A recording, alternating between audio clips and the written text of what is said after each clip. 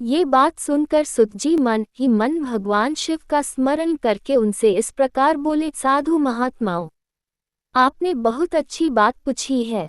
आपका ये प्रश्न तीनों लोगों का हित करने वाला है। मैं गुरुदेव व्यास का स्मरण करके आप लोगों के स्नेहवश इस विषय का वर्णन करूंगा। आप आदर पूर्वक सुने। सबसे उत्तम जो शिव पुराण है वह वेदांत का सार सर्वस्व है तथा वक्ता और श्रोता का समस्त पापराशियों से उद्धार करने वाला है। इतना ही नहीं, वह परलोक में भी परमार्थ वस्तुओं को देने वाला है, कलि की कल्मषार्षि का विनाश करने वाला है। उसमें भगवान शिव के उत्तम यश का वर्णन है। ब्रह्मणो धर्म, अर्थ, काम और मोक्ष टिल्ड इन चारों पुरुषार्थों को देने वाला वह पुराण सदा ही अपने प्रभाव की दृष्टि से वृद्धि या विस्तार को प्राप्त हो रहा है। विप्रवरो, उस सर्वोत्तम शिव पुराण के अध्ययन मात्र से वे कलयुग के पाप में आसक्त जीव श्रेष्ठतम गति को प्राप्त हो जाएंगे। कलयुग के महान उत्पात तभी तक जगत में निर्भय होकर विचरेंगे जब तक यह शिव पुराण का उदय नहीं होगा। इसे वेद के तुल्य माना गया है। इस वेद कल्प पुराण का सबसे पहले भगवान शिव ने ही प्रणयन किया था।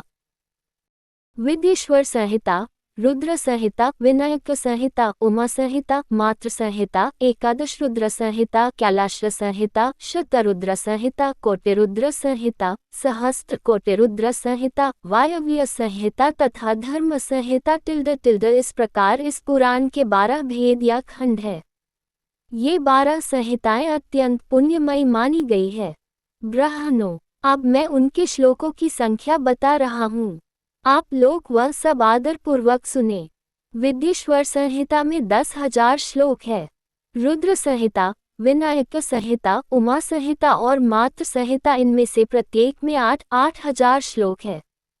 ब्राह्मणों, एकादश रुद्र संहिता में 13,000, कैलाश संहिता में 6,000, शतरुद्र संहिता में 3,000, कोटिरुद्र संहिता में 9,000, सहस्त्र कोटिरुद्र संहिता में 11,000, वायव्य संहिता में 4,000 तथा धर्म संहिता में 12,000 श्लोक है। इस प्रकार मूल शिव पुराण की श्लोकों की संख्या 1,00,000 है, परंतु व्यास जी ने उसे 24,000 श्लोकों में संक्षिप्त कर दिया है। पुराणों की क्रम संख्या के विचार से इस शिव पुराण का स्थान चौथा है। इसमें 7 संहिताएं हैं। पूर्व काल में भगवान शिव ने श्लोक संख्या की दृष्टि से 100 करोड़ श्लोकों का एक ही पुराण ग्रंथ ग्रथित किया था। सृष्टि के आदि में निर्मित हुआ वह पुराण साहित्य अत्यंत विस्तृत था।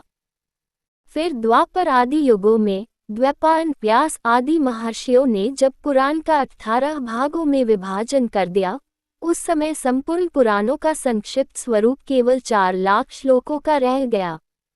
उस समय उन्होंने शिव पुराण का 24,000 श्लोकों में प्रतिपादन किया। यही इसके श्लोकों की संख्या है। ये वेद तुल्य पुराण 7 संहिताओं में बटा हुआ है। इसकी पहली संहिता का नाम विदेश्वर संहिता है। दूसरी रुद्र संहिता समझनी चाहिए। तीसरे का नाम शतरुद्र संहिता, चौथी का कोटिरुद्र संहिता, 5वीं का उमा संहिता, 6ठी का कैलाश संहिता और 7वीं का वायव्य संहिता है। इस प्रकार यह 7 संहिताएं मानी गई है। इन 7 संहिताओं से युक्त ये दिव्य शिव पुराण वेदों के तुल्य प्रमाणिक तथा सबसे उत्कृष्ट गति प्रदान करने वाला है। ये निर्मल शिव पुराण भगवान शिव के द्वारा ही प्रतिपादित है। इसे शैवशिरोमणि भगवान व्यास ने संक्षेप में संकलित किया है। ये समस्त जीव समुदाय के लिए उपकारक, त्रिविधिक तापों का नाश करने वाला, तुलना रहित एवं सत्पुरुषों को कल्याण प्रदान करने वाला है। इसमें वेदांत विज्ञानमय, प्रधान तथा निष्कपट निष्काम धर्म का प्रतिपादन किया गया है। ये पुराण ईर्ष्या रहित अंतःकरण वाले विद्वानों के जानने की वस्तु है।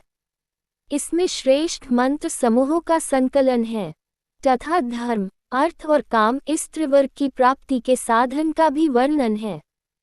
यह उत्तम शिव पुराण सब पुराणों में श्रेष्ठ है। वेद वेदांत में वेद्य रूप से विलसित परम वस्तु परमात्मा का इसमें गान किया गया है। जो बड़े आदर से इसे पता और सुनता है, वह भगवान शिव का प्रिय होकर परमगति को प्राप्त कर लेता है।